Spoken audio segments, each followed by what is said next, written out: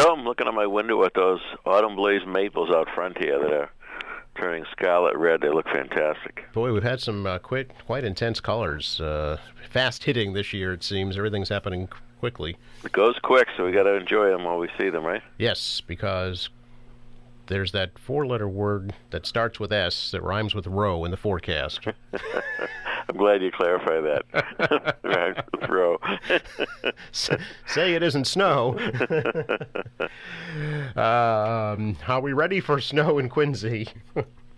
Well, we're not I'm in no hurry for it, but absolutely we're ready for it. I mean, we got a great team at Public Works, and the snow, the shed out back, which stores all the salt, is full. It's ready to go.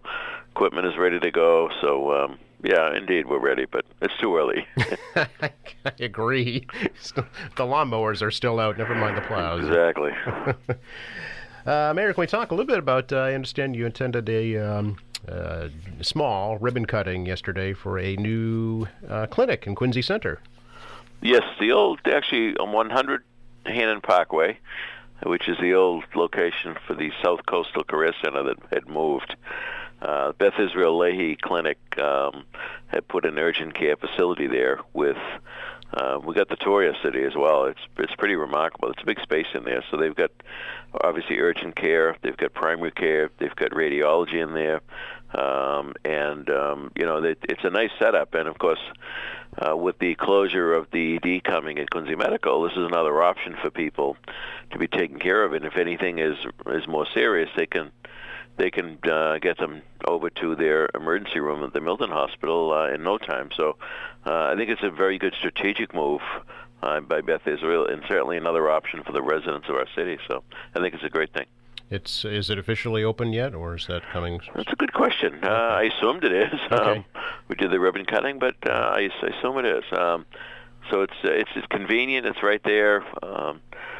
Certainly, I think the word will get out with people. But, a lot of what had been going to the ED at Quincy Medical would be things you could get taken care of at the urgent care. So I think it's a great thing for the city, another opportunity for people to have services right in their backyard. And they do a nice job. Beth Israel, Brigham Women, Mass General, they're the biggies in the industry in Boston. Great reputations, great credibility. So we're certainly thrilled they're here in the city. When is the ED scheduled to close? It's coming soon. Okay. I don't know if it's December 1st or the end of November, but I know the lease is up, and I know they're going through the process with the state level, with State Department of Public Health, as they wind down. And it's interesting because we as a city fought with the state to get the state to enforce Stewart, to have the ED continue. And now unwinding that is interesting, unpacking it. And obviously we'd prefer to have another ED in our city because it's 24/7. I think the urgent care facility is 12 or 18-hour care. But again, we get a very robust ambulance service here. We take people to hospitals all around us on a regular basis each and every day. So I think we're well covered. But, of course, with this landing in the downtown and, of course, the Fox Rock development, which is going to include medical office building of Brigham Women's, I think it will be another asset to fill the need of our residents here with their medical needs. And there's the South Shore Health Center that's already open right around the corner there. Yes, that's right. South Shore Hospital has an office building there. They have primary care in it. Number of doctors located out of there with the anticipation that they'd be part of the Brigham Women's operation at some point. When that happens, which has been pushed back a little bit because of all the medical community has been dealing with the pandemic. But we expect that will move forward sometime in calendar 2021. So that'll be good.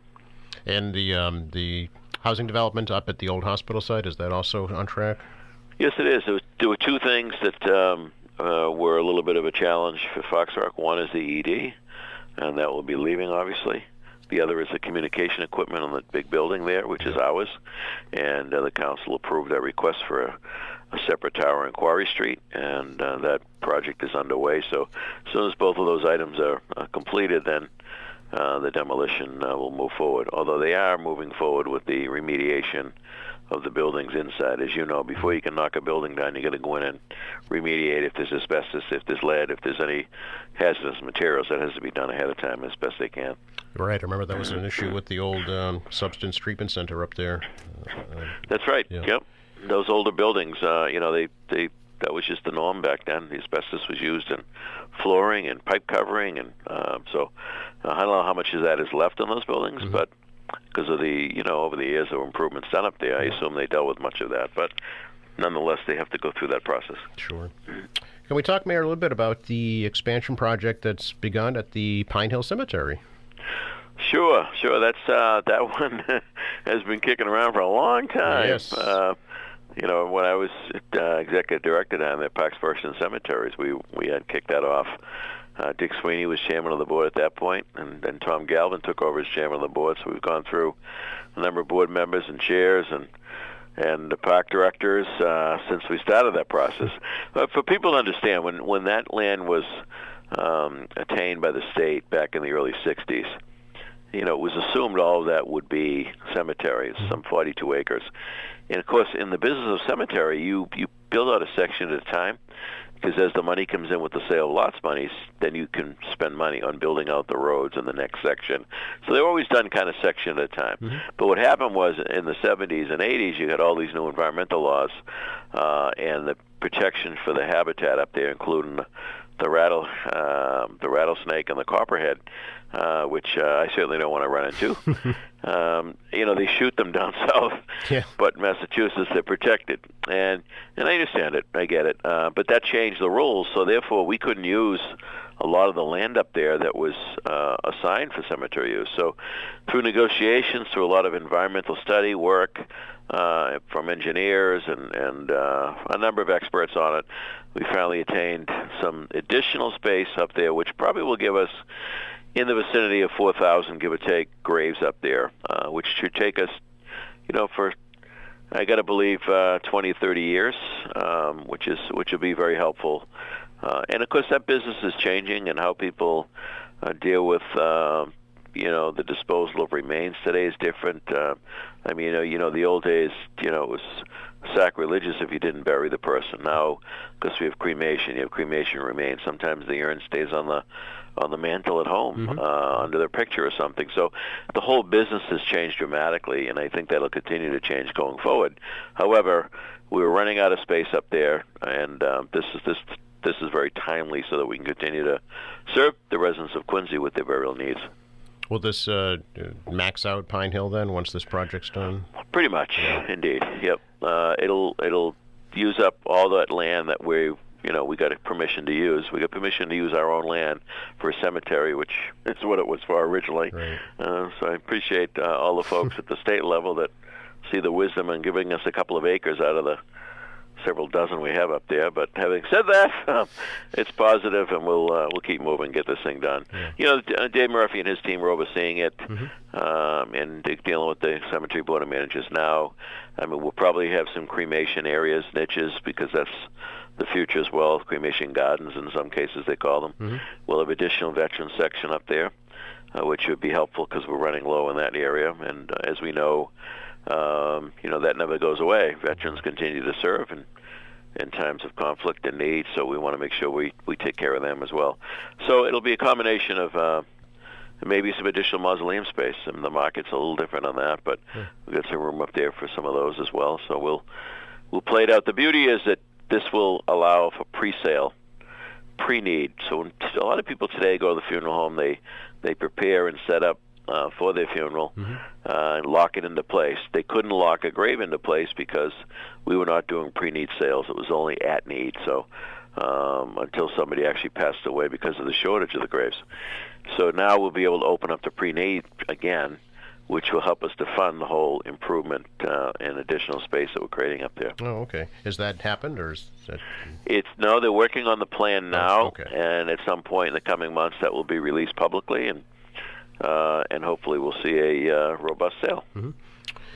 Mayor, this coming Friday is the 285th birthday anniversary of President John Adams. Unbelievable how time goes by, huh?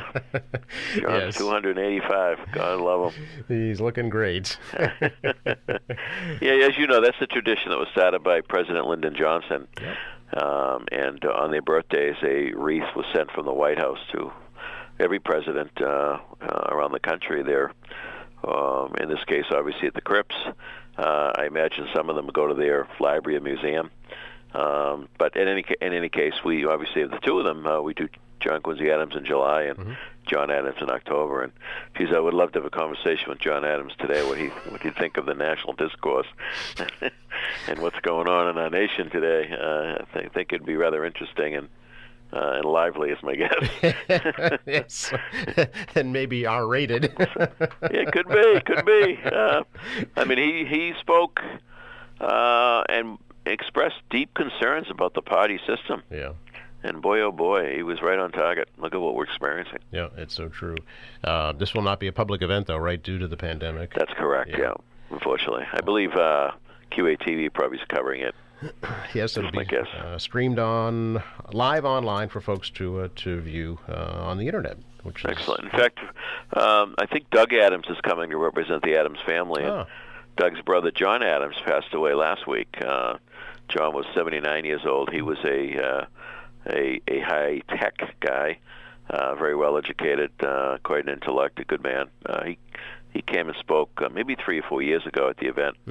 And representing the family, so we certainly express our sympathy to the Adams family members. Sure. And boy, oh boy, John Adams, you see the picture of him, he looked like Charles Francis and John Quincy. I mean, it's resembling, it's remarkable, the resemblance. It's pretty powerful. But at any rate, we can't forget our history. I think that's an issue of today as well. And boy, oh boy, if there's a founding father we should be celebrating this day and age, it's John Adams. And don't forget the ladies. Indeed. Remember the ladies, as Abigail said. That's right. Speaking of the electoral process, have you voted yet, Mayor? I have not. I still like to do it on the day of. Okay. Yeah, I like to watch it go through the ballot box, and and I like to see the people that are working the election and say hello. So I don't know, maybe I'm an old fat or a little corny, but I still like the experience of going into a voting location and voting. Sure. But I know there's a lot of folks that have already voted, so the turnout, I think, is going to be historic for sure. Well, it'll be interesting because there's no excuse not to vote, right? I mean, absentee, early voting, mail-in voting, voting election day. I mean, boy, oh boy, you get your opportunities. Yep, that is true. Appreciate your time as always, Mayor. My pleasure. Enjoy the gloomy day. Oh, I know. Talk to you next week. Bye-bye. Bye-bye.